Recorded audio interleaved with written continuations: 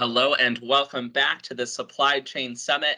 We have our very last session of the day, our talent and labor shortage session. Today, we will be joined by Managing Director at Sikich, Patty Wagner. She is a Managing Director of the Human Capital Management and Payroll Consulting team. She has over 20 years of experience working in a variety of industrial, high-tech, consumer, and financial settings. Patty has also assisted both for-profit and not-for-profit organizations at the global, multinational, and local levels. Among her many talents, Patty excels at providing her clients with leadership development, program management, organizational design, and more. She is a dedicated HR professional with a drive to help organizations and their employees succeed. We appreciate you being here with us, Patty, and excited to get started with your session. How are you? I'm doing great. Yeah, thanks for having me, and excited to share information about this really important topic that so many employers are struggling with today. Keeping their talent at the right level to support business operations has become a phenomenally important topic. Excuse me. There we go. Yes. Yeah, so let me share some information with everyone. So, before we dive into this, I just want to give a quick disclaimer. I am with the HR practice, and we're not necessarily here to provide any legal or tax guidance, but we certainly can help with any talent related or HR related information. So let's talk. What we're going to talk about today is, where are the workers? What has happened in today's economy and in this really talent-strapped marketplace? And then, what are some strategies that other employers have found that are working well for them, whether it's sourcing talent, the hiring process, or retaining and engaging employees? So you may be familiar with the phrase, the war for talent. It's something that has been discussed for almost a decade now, and it started with a McKinsey insight in the early 2000s as they looked at the trajectory of baby boomers and anticipated retirements along with the birth rate. There was an anticipation of a labor shortage from the start. Now, COVID has only exacerbated, that feeling. The thing is, though, there are about 9.5 million people that are unemployed right now, and about 9.2 million job openings. So why is it so hard to find the right people? Well, the fact is the match, so to speak, is very much askew. So while there are plenty of people looking or open to employment opportunities, they may just not have the skills required for certain positions. And then when you compound that with a very competitive environment, talent is demanding higher pay, better benefits, better working conditions. It really has created, quite a bit of tension in the talent marketplace. You also have potential employees that are still dealing with impacts from the pandemic. Issues such as lack of access to childcare, health and family care concerns, seeking remote working environments, and the increasing number of companies that are offering it. And that creates some real challenges for, say, industries within supply chain, manufacturing, distribution, where it's key to have employees on site. We also are seeing employees change their career aspirations and open to moving across industries. The other trend that we're seeing is, employees or workers are retiring. We do have baby boomers exiting the workforce. 401k performance has been very strong despite the pandemic.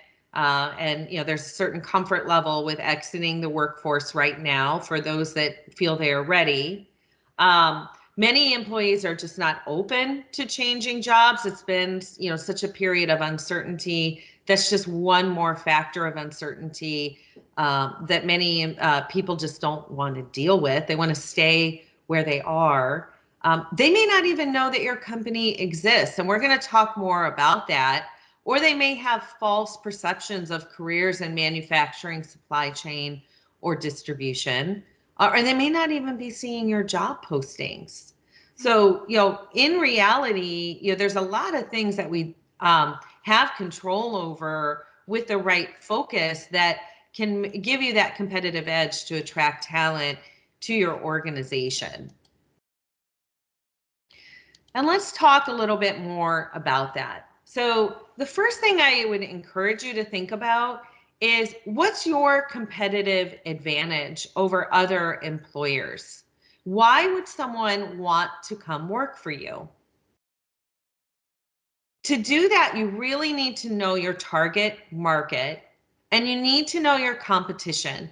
No different than any other brand or marketing or business development exercise. It's just, in this scenario, you're looking for talent versus market share. And you need to know what you offer as an employer that is unique and that none of your other competitors are offering. So there's a couple of models to consider. One is cost advantage. What's most important to your organization? Is it to keep labor costs low, or are you willing to pay a bit more for a more reliable and accessible talent pool? Do you want to differentiate yourself? And one way of doing that is, for example, adopting, perhaps lower healthcare premiums or other attractive benefits to your workforce and potential workforce.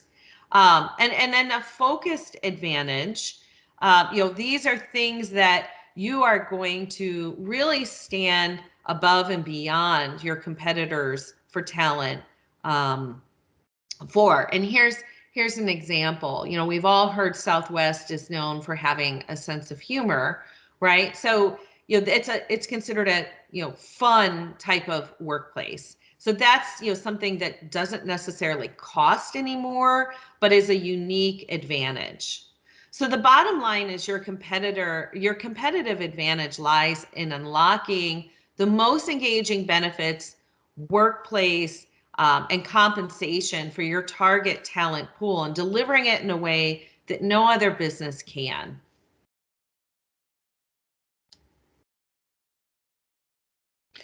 There's also some unique strategies that employers are utilizing to target talent pools. So an example is targeting underrepresented populations. And this could include returning veterans, incumbent workers. So an incumbent worker, for example, is an individual that is with a current employer, or excuse me, within your current organization, and you're willing to take a risk on maybe in offering them a very different position than they previously had. I apologize. I think I bumped the screen here. Another example could be, prior felons. If your organization from a security standpoint is comfortable taking that risk, there's a fantastic pool of individuals that have, basically reinvented their lives. They've paid their debt to society, especially if they're, low violence, nonviolent types of crimes that you might be willing to consider.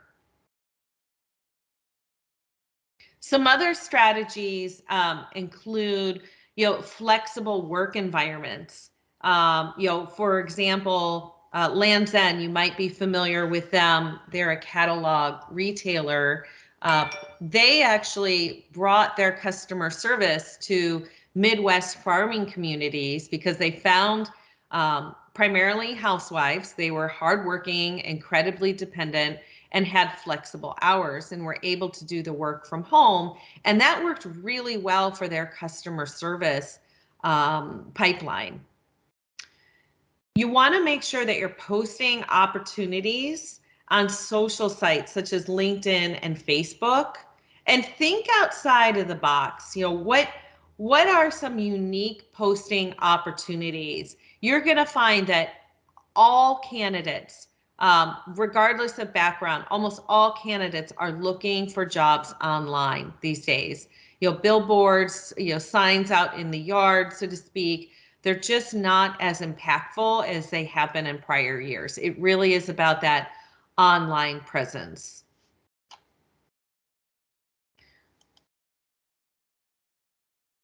Some other thoughts, it really does come down to marketing. That's a key facet of building your talent pipeline.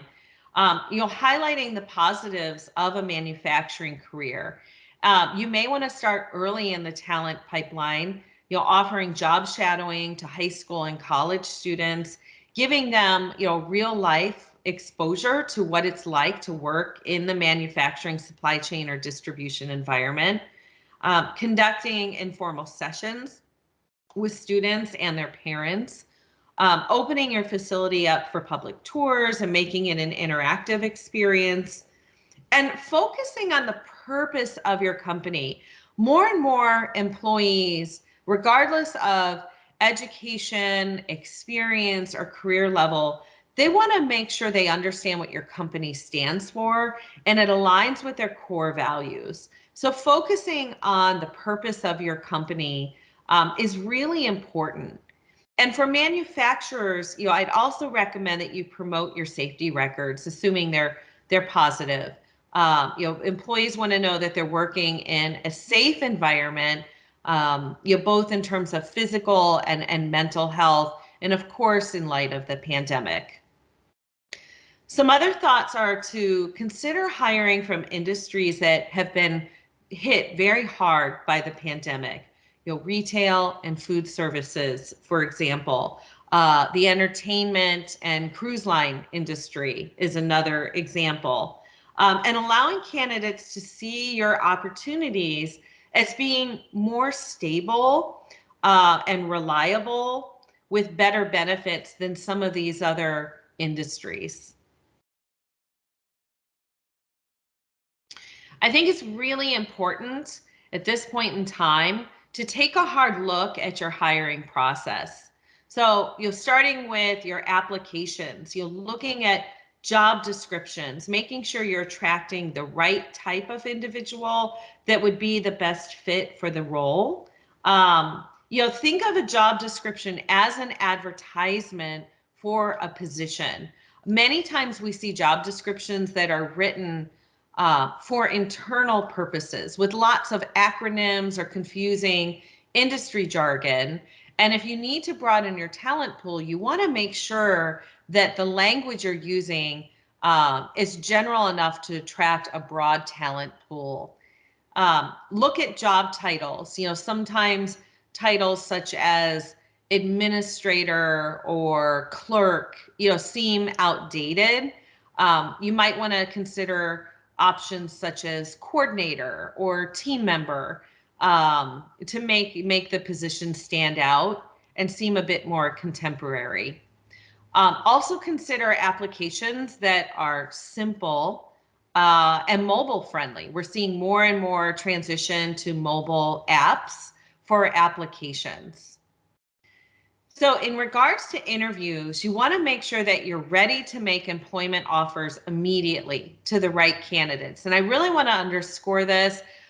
In today's environment, we're seeing candidates that can have up to 3 job offers within 2 weeks of looking for a position, especially in hourly types of situations. The talent pool is just that sparse. So you'll be prepared to move fast. Consider offering hire-on bonuses or sign-on bonuses. And I'm sure many of you have seen the signs at McDonald's and other non-traditional employers where you would not expect a sign-on bonus. There's a need for that more and more for you to be competitive. And I recommend you think of that in terms of referrals for any employees that are referring talent. into the organization. And I think depending on the nature of the work that's being performed, a good rule of thumb is something like 6 to 12 months successfully on the job, then paying out some sort of sign-on bonus for an employee who refers someone to your organization. Make sure that as you're in the interview process, you're increasing your branding efforts. Again, I want to underscore making sure people know what you stand for and having collateral that supports that vision, that purpose, and the logo, and the overall work experience, most importantly, of your organization. Another way you can enhance your employer brand is keep an eye on company reviews on Glassdoor. And we talked already about increasing or implementing an employee referral program. These are great ways of making sure that you're attracting talent that, again, is looking, one of the first things they're doing is going out online and researching your company. So let's assume that you've brought the right people into your organization. Now we want to talk about keeping the right talent for your organization. And there's a number of strategies that you can employ. One that I highly recommend, and this is actually a service that our HR advisory team offers, is take a hard look at your compensation and benefits packages and making sure that they are competitive and reflect the unique nature of your company. We are seeing wages jump significantly in a matter of 1 to 2 months. So making sure that you have up-to-date data. If you're leveraging data from 2 or 3 years ago or prior to the pandemic, I can guarantee you your data is outdated and it's time to invest in a market survey.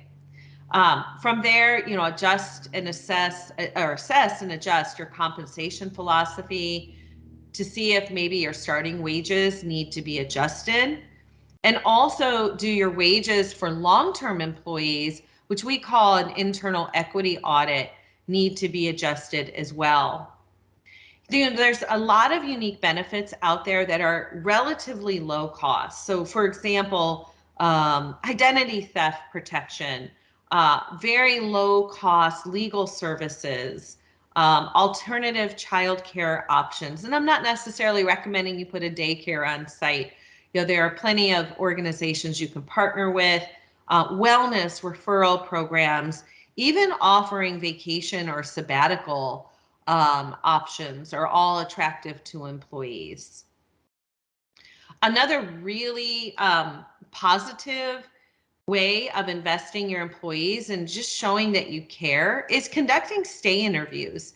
Ask them why they stay and what they enjoy about the workplace, what keeps them motivated, and capitalize upon that within your workplace.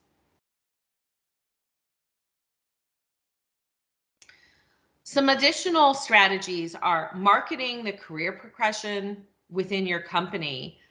You're going to hear from millennials. I'm sure you're hearing this already. They are very career advancement focused. This is a generation that has incredible student debt. Many folks graduated during the Great Recession and found it very difficult to find jobs, may have taken jobs that were well below their education or skill level. And so they're looking to capitalize on this current market situation where talent is very scarce. Gen Zs, on the other hand, value contributing to the greater good and having work-life balance, as well as fair compensation. And that's in that particular order, according to a Microsoft study back in 2019. I always recommend building genuine and personal connections with your employees. And again, I'll go back to that stay interview concept. There's a great book called Love Them, Don't Lose Them by Beverly Kay that outlines stay interviews if that's something that you're interested in. It's another way to build connections with your employees. Have conversations with your employees to really understand what's most important to them, and think creatively about how to retain them, and maybe non-traditional career progressions that you as a manager wouldn't have thought of. It's a great way to brainstorm with employees and keep them excited and engaged with your company, and within their career aspirations. One of the key drivers of engagement is connecting an employee with how their work is meaningful to the organization. So creating that strong linkage, again, coming back to the vision, the mission, and the purpose of your company, and how that relates to every single job, right? Let's go back to Land's End customer service, right? Those individuals were the first point of contact for customers. So while they may be viewed as high volume, lower paying jobs, they are the face of a company like Land's End. And it's very easy to draw that correlation between the purpose of the company and how that relates to a customer service representative.